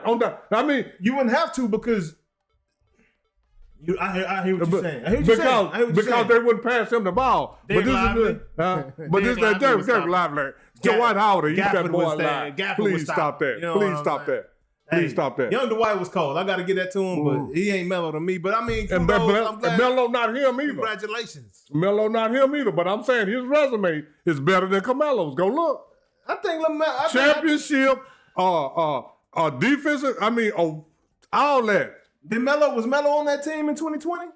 Or did he come in 21 after the Lakers won that title? Melo ain't got no championship. Okay, so he wasn't on that. He came. I'm just saying. I ain't trying to say Dwight better than Carmelo, but I can't necessarily say Melo is better than Dwight. Man, when I think of a basketball player, Carmelo Anthony is definitely better, and he do got a championship. It just so happened to be in the NCAA. Yeah, he got Olympic championship too. Yeah, and Olympics. Yeah, Dwight Howard got Olympics and NBA. He don't got NCAA though. Yeah, right. Well, that don't matter when you talk about Mike. Cause Kareem got 3, and Bill Russell got 2. He got 1, but that don't matter because it's Mike. Oh yeah. So let's not bring it up on other people. Because Mike won 6 in a row. No, he didn't. No, he didn't. No, he didn't. You're right. Quit saying that. You're right. He didn't win no 6 in a row. He went 6 and out. I say that. He did lose to the Orlando Magic, but it was not Dwight Howard that stopped him. It was Shaq and the boys. In the year that he came back from MLB. And that was he averaged that was one of his best series. He averaged more points, rebounds, assists, steals, and blocks in that series that he lost than the one they beat him the next year. Because he had more help the next year. Yeah. He had Dennis Rodman and James Edwards the next year. The year he lost, he didn't have them too. So you ain't no better than his teammates like nobody else. Help matters. Help matters for sure. Help matters the most. Help matters more than you do. Help matters for sure. Go ask Patrick Mahomes, don't help matter. Oh, help go matters ask for him. sure. Go ask him. For sure. Hey, I don't think Tyreek Hill would have done nothing by this damn Super Bowl, though. You know what I'm saying? He would have been better than the ball they had. Some of them old linemen might have helped now. He had some of them old boys. And then, then Tyreek might have. He'd have made a difference because he's the number one. Kansas City don't have no number one receiver. Yeah. D-Hop and them not number one no more. Yeah. That's he need a number one receiver, and I'm saying right now, Travis Kelce. Well, Travis Kelce in his 14, 15 years. You got to remember his quote unquote should have been number one receiver went down after a car wreck in Dallas and after all this offseason trouble. Rice. My boy, Rice out of SMU. He'll be back. It takes 2 years to come back from those type of injuries, so I don't know if next year's gonna be the year. I don't know if Kansas City's gonna even keep him on his roster. Yeah. But anyway. But we were talking about something else anyway. Moving on. But shout out to all those Hall of Fame finalists, man. Y'all, all of y'all deserve it, man. Yeah. And I'm not talking down on that. Everybody deserved to be first ballot. Dwight and Carmelo. Now, who else in there? I'm not sure, but both of those guys. And if they don't do it, make it in the first ballot, it don't have nothing to do with their basketball ability or what they accomplished on the court. And that's the problem with the Hall of Fame. They say that what you do in your personal life don't matter, but I see it all the time. And it all depends on how much they like you. Here's another hit, Barry Bonds. Oh, yeah, Barry Bonds. That's all I got to say about that. Yeah. But moving on. So if y'all been following us, man, y'all know that we interviewed Zay Green, man. She's like my niece, man. She's my best friend's niece. She like my niece. I've been knowing her since she was in her mama's belly, okay? And she's balling out there at Alabama right now. They had a little bit of a rut. They hit for a second there as they got back acclimated to Ashley Barker being back in the lineup. They seem to be rolling right now. They didn't play last Wednesday, but they did play on Sunday, and they played against Zay's former school, Texas A&M, and beat the brakes off of them. They went out and beat Texas A&M 88-49. Zay went out for 16, 6, and 6. 16 points, 6 rebounds, 6 assists. That's what I like right there. Back out there balling. Stat stuff, and you stuffing them stats, stuff man. Them stats, and you'll be all right. 4 for 5 from 3-pointer, 6 for 11 from 2. Balling. You know what I'm saying, Zay? Hey, gotta watch out for them Alabama girls come playoff time. Come watch Madden. Absolutely. Because it seems like they learned how to play together. Yeah, they figured it out, man. And, it's fun to watch. They still got some games to finish out the conference this year. Definitely want to see them against LSU. See what they do against South Carolina if they play them again. But, hey, man, it's going to be a fun March Madness, men's and women's side of the game, man. So, I've been keeping up with Cooper Kupp. That kid is really good at basketball, if y'all don't know already. Auburn's got a squad. Tennessee's got it's going to be a fun March Madness again. We're going to do something fun for March Madness. Last year, a couple past years, we did the You said Cooper Kupp. You mean Cooper Flag? I mean Cooper Flag. I did say Cooper Kupp. Yeah. Cooper Flag going Cooper hard out Flag. there, dude. Yeah. When you said that, it took me a minute. I was like, Cooper Kupp. Hey, man, I leave Coopers, man. Yeah. Mari Cooper, Cooper Rush, Cooper Flag, Cooper Kupp. Like, goddamn. Hey, man, I never heard Cooper like that. I got to exit Cooper to get to the Parks Mall. You know what I'm saying? Like, all these Coopers, man, going hard around here right now. But that's a popular name, evidently. Right now, it sure is. Hanging with Mr. Cooper in the 90s, Steve Harvey stole all his jokes, according to Cat Williams. But no, man, it's gonna be fun watching March Madness, man. Y'all stay tuned in to that women's game, women's side of the ball, man. Y'all check out Alabama, check out Zay. When's our next game? They got a game coming up, I believe tonight or tomorrow. Let me do my little research real quick.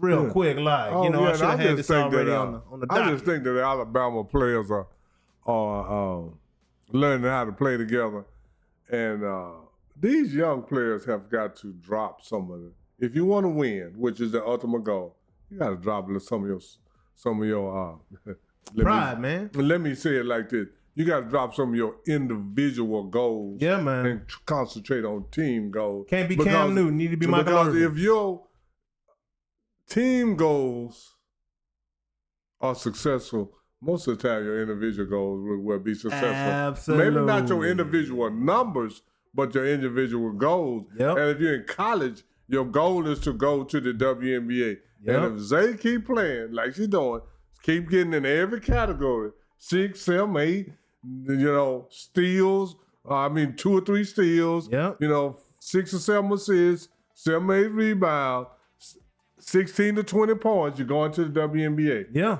Stunting like my daddy, man. Yeah. Out there stunting, man. And Zay, she going to keep balling, man. It's only going to go up, man. Oh, yeah, absolutely. I think because she got the talent. As the competition gets stiffer, the ball's going to go to her hands, period. Because she's the one that can break it down. She's 6-foot guard. She's big enough to post up any other guard against her. And she's agile enough to get around any big man or big woman that comes out on the perimeter and tries to guard her. So, she's and really the ball and she got that 18-footer. She can shoot that 3. And then the ball is already in her hands a lot to make decisions because you can tell by the assists, the rebound, and the points and the shots. The ball in your hand, all you got to do is make good decisions when it's in your hand. Yeah, and I know Ashley Barker, I know she, dating Tiger or was dating Tiger or something like that. But hey, Tiger who? Not Tiger Woods, the rapper, the little rapper Tiger. Oh, I been saying because Tiger Woods too old to be dating a college girl. What you mean? Belichick said it too, huh? The girl ain't in college. She not in college. She could be. She's 24. But she not. Right. But she not. You right. That's all I'm saying. But all I'm saying is, she ain't, she's younger than 18. No, she ain't 18, but if Tiger Woods wanted to, he could legally. Yeah, legally, but they come out like cars every year. You know. Oh yeah, absolutely, every year. Hey, what's that? 2025 Escalade. Yeah, sexy, ain't it? But this whole thing, but this whole thing, I might get a 2024 or 2023. Ain't gonna get no 2019 or 18. Ain't going back that far. I'm saying. You know what I'm saying? That's all I'm saying. That's all I'm saying. No, man. We just having fun. Hey, but this the whole thing. Just around to settle for a 1998. You know? But this the whole thing. It all depends on your individual preference. That's right. Yeah, so Bill like that, but I'm gonna say it like this. Belichick got him a 2020. Yeah, but this is the whole thing. Unc got a wife, but if Unc wasn't married, he don't want them problems. Yeah, man. I've been through them 23-year-old problems. Yeah, 24, man. 25. Hey, if Unc was single, man, you got to have some 5s or something in front. Hey, man, you gotta have nothing. You got to, it ain't nothing. It ain't nothing. But that's a whole nother story. So moving on. I digress. Me too. I digress. And boxing. boxing. Move on to boxing. You know what I mean? So this past weekend, man, we got to see a nice little card. You know, last Friday night, you know, we saw our boy, goodness gracious, Abdullah Mason go in again, conquering the crowd. Like, the dude just knocking dudes out quickly. You know what I mean? I know he got knocked down a couple times in his last fight, but old buddy paid for it. He had a torn ACL and got knocked out. You know what I mean? Knocked down don't matter when you get knocked out. Yeah, exactly. It don't matter what happened along the way. It just don't matter what happened in the end. And I'm sure after that fight, he went back and noticed he needed to tuck his chin on that punch he kept throwing. Oh yeah, that he kept getting countered on. Yeah, he had the chin up too high. He was delivering it like this, and old buddy kept catching him, boom, simultaneously, and knocked him down twice. But go back, make that adjustment, tuck that chin, and do it again. You know what I mean? And tuck he handled his business and raise that shoulder. Yeah, it don't matter which side. Raise that shoulder, protect that thing, right? So he made the adjustment, went out and got that good knockout this past weekend. Keyshawn Davis, he was the main card, right? Main name on the fight, main event. I forget who he fought, some dude that I don't know, but it was a guy that holding the European title. It was all kinds of antics that took place last week. Keyshawn Davis thought that the guy sent him, the guy that came from Ukraine. Someone sent Keyshawn Davis a box of watermelons and bananas to his hotel door. Okay. Keyshawn thought it was the guy that he was fighting against, and he took it out on him. Come to find out, it was not the guy he was fighting against. It was Teofimo Lopez. Teofimo's been on some real kiddie stuff. I don't think Teofimo's racist. I think he's just doing things to make noise to get the fights that he wants. But what he's doing is souring his peers. Okay. His peers are starting to believe that he's a racist Hispanic guy. And they're like, bro, Giovanni's like, I'm not fighting that dude. I understand Giovanni. The whole reason I told you why Giovanni's fighting Lamont Roach is so he can bring some money to the black population. Absolutely. Right? Versus him fighting another Hispanic guy, and the Hispanic guy getting all the money. He fight Lamont Roach.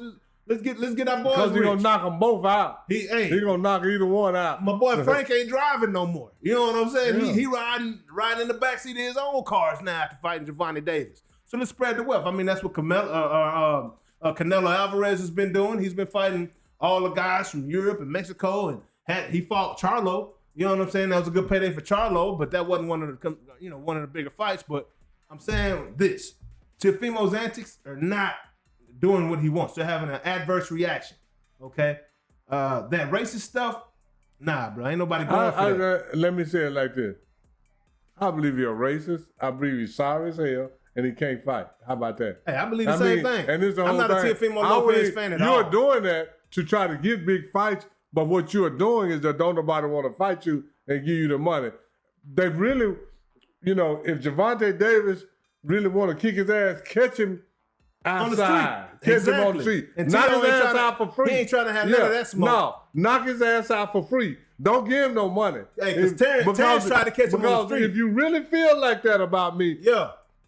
It was a young lady one time on Dr. Phil and Oprah or something? Oprah.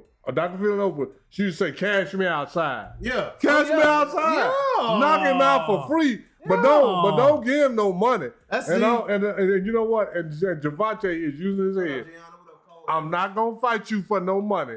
I'm gonna take the money and give it, even if I knock him out, at least to stay in my community. Yeah. But I can knock you out for free. For free.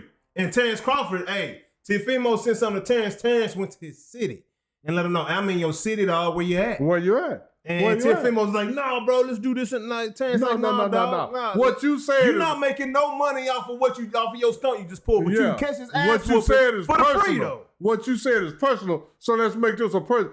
What you said was for money. Yeah. Long as you say something for money, I'll beat you up for money. Yeah. But what you say is personal, I'll bro. beat you up for free. So, but you don't want that smoke. You try to catch on this wave, bro, like, nah, dog. Racism's never cool. You know what I'm saying? Not at all. And Giovanni Davis is a lot more intellectual than y'all give him credit for. Y'all talking about Lamont Roach in the competition. He's trying to bring more money to the black community. I'm just telling you that's why he's fighting Lamont. They both from Baltimore, both from DC, grew up together. I'm telling you what's going down. Oh, yeah. Telling you that's why he fighting Lamont I wouldn't right fight now. him either. I wouldn't fight him either. You know what I'm saying? Because if you really feel like that, bring him to my hotel room. Yeah, don't send him. Yeah, and send him. Teofimo's like, nah, I'm not racist. He go on it is what it is, talking to Cam and Mace talking about I'm not racist, but then you saying bananas and watermelon. What like, that bro, mean? Come on, dog. What that bone mean? You know what I'm saying? And hey, man, it's funny. If you ever seen Curb Your Enthusiasm, great show. Oh, yeah. Jay Smooth, one of the characters, comedian, hilarious comedian. He's on Curb Your Enthusiasm. He went into the grocery store and he was like, "Hey, bro, Larry, I can't go in the grocery store and buy watermelon, dog." He's like, "Why?" He's like, "Cause people look at me." You know what I'm saying? And he's like, "It's fucked up because I love watermelon." You know what I'm saying? Right. And he's like, "I'll buy watermelon." He was like, "You can buy watermelon, Larry. I can't buy watermelon." He's like, "You can buy watermelon. Why can't you buy watermelon?" It's like, bro, like, relax, dog. You know what I'm saying? Watermelon and bananas are great. So none of us should ever feel insecure about eating any of those. Any of those. Because I call one thing about me. that I know one thing. I eat watermelon and bananas, but I know my life is based off my social economic status. That's it. Social economic status. Yeah. And that goes by anybody. So if you got an 800 credit score and you live in a $750,000 to $1 million home and drive any kind of car you want and got your money in Roth and UIL accounts, if you know what that is, if you know what a Roth or UIL account is, you know those are high earning accounts. Put your money in those. Yes, sir. And then you can talk some shiznit. Or XRP, since we are a tech show as well. Yeah, I mean, yeah. XRP is doing his damn thing. XRP, we talking about crypto and all that. But I'm just saying, but these accounts, you can put $20,000 in and then get $1,000 a month. Yeah. And at the end of 3-4 months, you got 3,000-4,000, but you still got your same 20. And see, elevate. I mean, you gotta elevate your mind, man. Yeah. Hey, I'm telling you, like, access to information. Sometimes when you put your mind to work, your ass will be left behind. Absolutely. Because you gotta. Because what's the guy name? The one that sent the bananas. Oh, Teofimo. Lopez. What's his nationality? Hispanic, Mexican. He need to get a financial mind and let his ass stay Mexican. Absolutely. You see what I'm saying? Absolutely. Because right now, I got a financial mind and a black ass. Yes, sir. I'm just being honest. Yes, I got sir. a black ass, but I got a financial mind. Hey, whatever I do ain't gonna mess up my money, but as long as my money's secure, I'm gonna fuck you up. Hey, and then once you get a French. financial mind, that cross all lines. Mm-hmm. That cross all lines. Period. Cause when you walk in and you fit the mold. Period. Period. Let dog stop right there. Jay say period. But anyway, that was a little extra knowledge for Mark on the side. Yeah. Cause I'm just look like this. Yeah, man. Hey, man. Surface get it's deep. It's deep. How you think we got this show on here right now, man? Ain't no dumbasses just creating stuff. But anyways, on to the next one. Also this weekend, huge fight this weekend. Probably have a watch party. I'm just saying, probably have a watch party Saturday night. Got Bevo versus Bitter Biev 2 coming up on y'all boys. Okay. I thought Bevo won the first one. A lot of people thought he did, but Bevo came out. I'm sorry, Bitter Biev won the fight. I thought Bevo won that bad boy. It's gonna be a great fight. What I'm looking forward to is the undercard, though. Turkish Hollow Sheik done it again. Riyadh season is real deal Holyfield, man. We got Joseph Parker, who last beat Deontay Wilder, taking on Dubois. Oh, that's gonna be a nice. That's gonna be a nice fight. I'm more interested in the undercard than I am the overcard. I'm telling you. We also Shakur, Pillow Hands was supposed to be taking on Schofield, right? Evidently, Schofield said that he got poisoned by the snack trainer who rubbed some cream on him this week, somehow or another, and he's poisoned, and now he's out of the fight. So Shakur is fighting someone else. Okay, another contender. But it's the whole thing. That's tough. We don't know who you're fighting, and you ain't prepared for your whole training time. No, it's tough when you take a fight on short notice. Oh, absolutely, that too. So Shakur is the favorite already. Absolutely, Shakur's the favorite. You didn't know you was fighting 3 weeks ago. Now you're fighting. Come on, man. Yeah. Also, we got another undercard. Dallas, Texas' own Virgil Ortiz. Dog. I saw him fight out at the start against a guy that knocked down Terrence Crawford. He didn't knock him out, but he knocked him down. right? Monster, what is his name? K, I can't think of his name. Special K, whatever his name is. Anyways, Virgil Ortiz is fighting against Madrimov,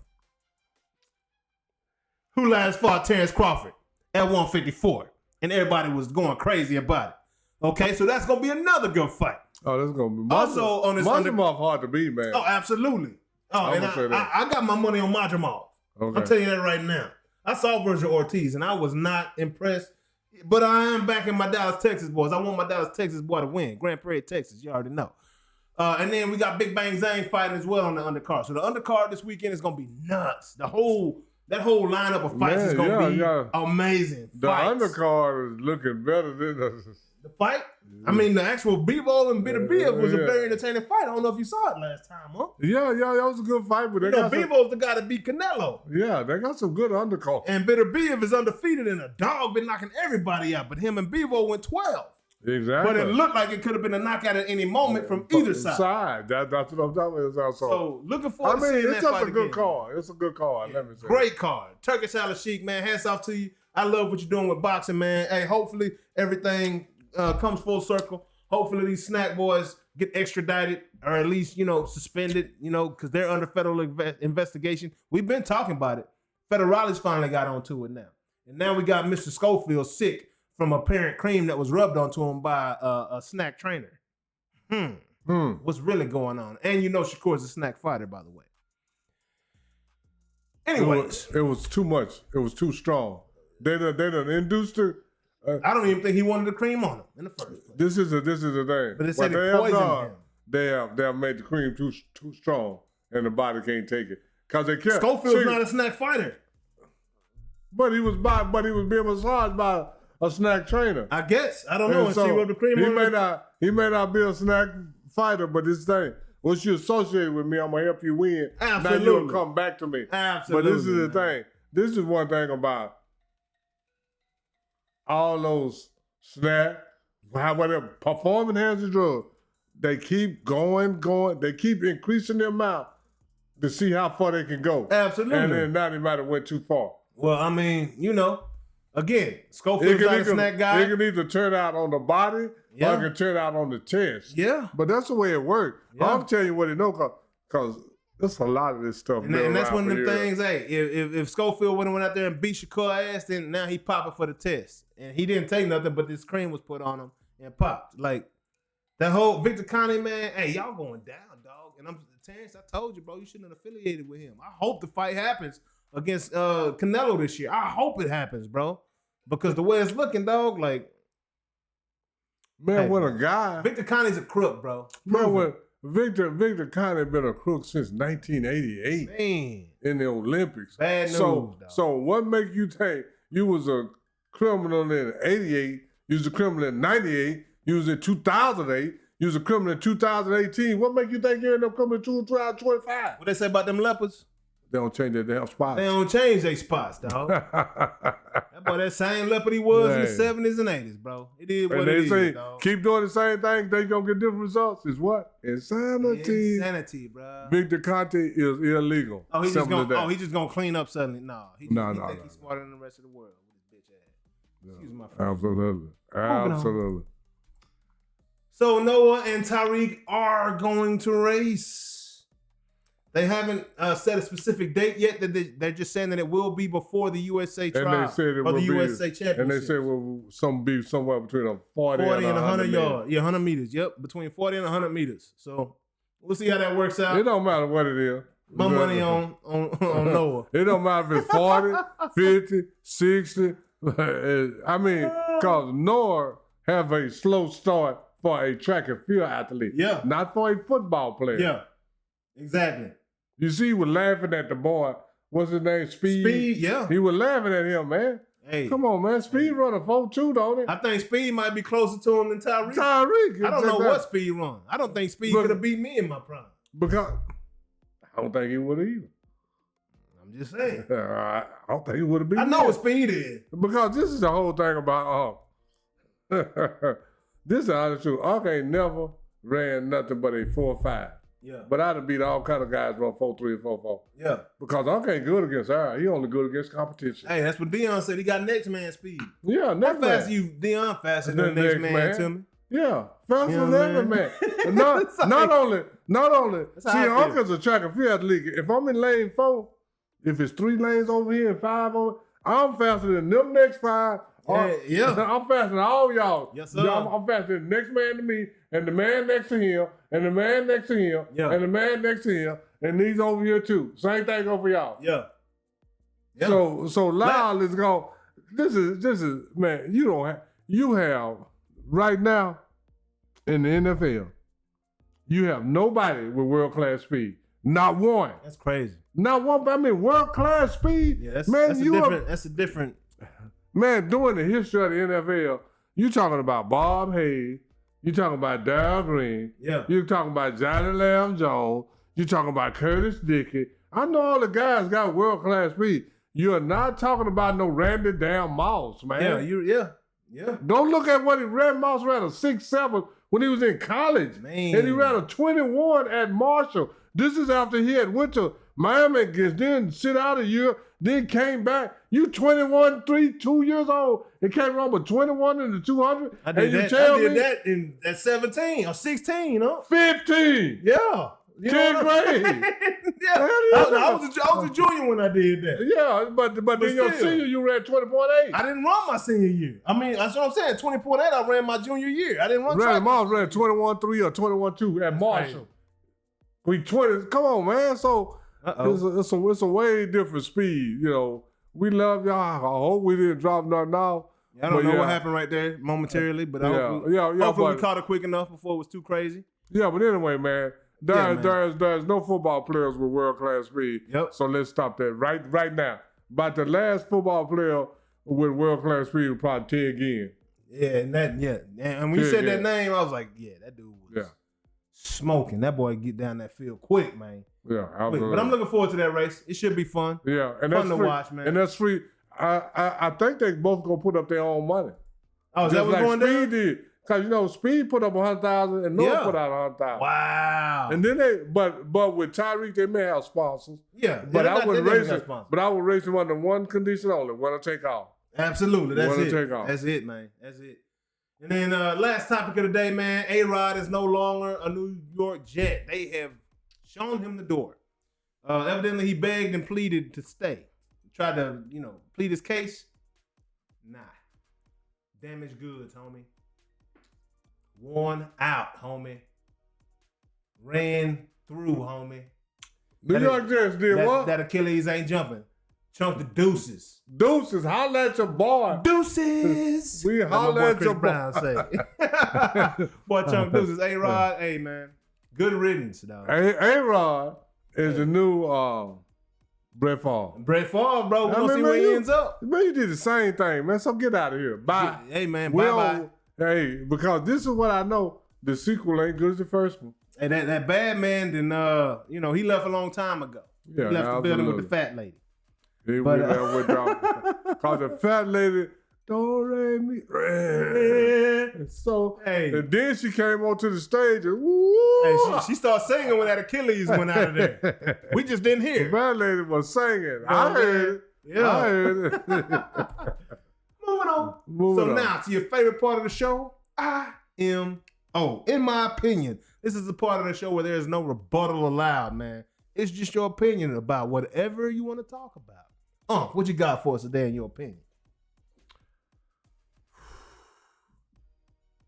In my opinion,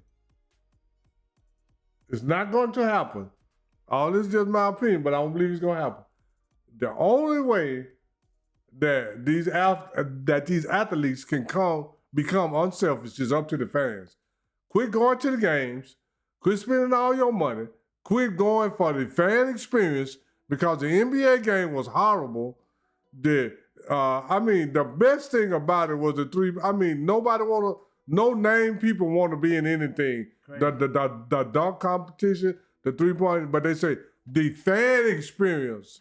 That's the word I was looking for earlier. They say the fan experience is worth it. The interaction. But I got to go shoot and run and pass in these drills, you know, because they got all that for the fans, and then you can compete against past winners. But I am a Joe. You are a pro. That's not no fun for me.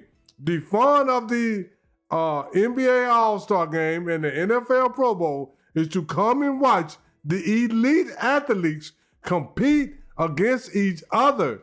And they are not competing because they're trying to trick these athletes in the ways of competing. You got to come up with a new format in football. You got to come up with a new format in basketball because they're making too much money. And the money comes from the fans.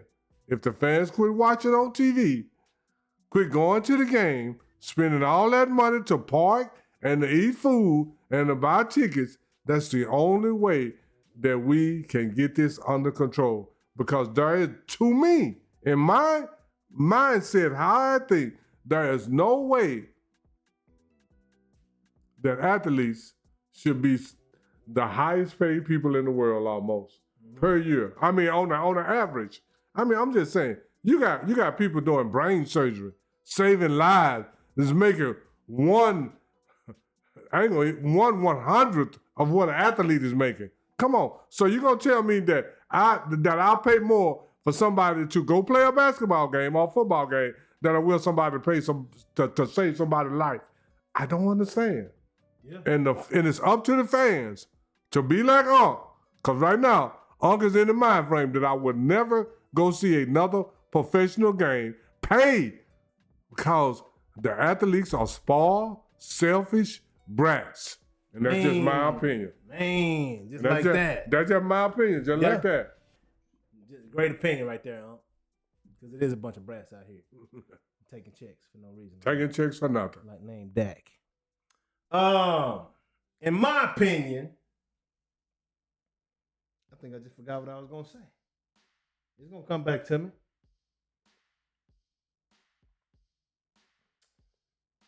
It's going to come back to me. I just make something up off top. I forgot what I was going to say, y'all, straight up. Because Unc had a hell of a point. And I just... He started thinking about what I was going to say instead of what he was going to say. Yeah, absolutely. I completely forgot what I was going to say, man. But in my opinion, I'm just going to throw something out here right now. You know, James Harden makes the ugliest shoes ever. Okay. All right. Just period, man. Every model Adidas, I don't even know why y'all continue to design shoes for this man or who's a part of that conversation, but you got to quit it, man. You know what I'm saying? The chrome shoes he got on now, like, I'm not a fan of James Harden, if y'all know that already. In my opinion, man, like, that whole Harden situation is a wash, man. Start over. Do it again. Anthony Edwards, you did it right. Don't try to make nothing like what he did, because that shoe is the coldest shoe. Anthony Edwards could wear that shoe for the rest of his career and still have one of the best shoes in the NBA. All right?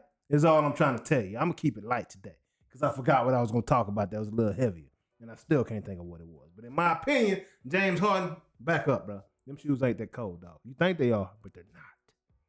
That's all I got to say about that. That's all I got to say about that. And I got to say this. I don't know.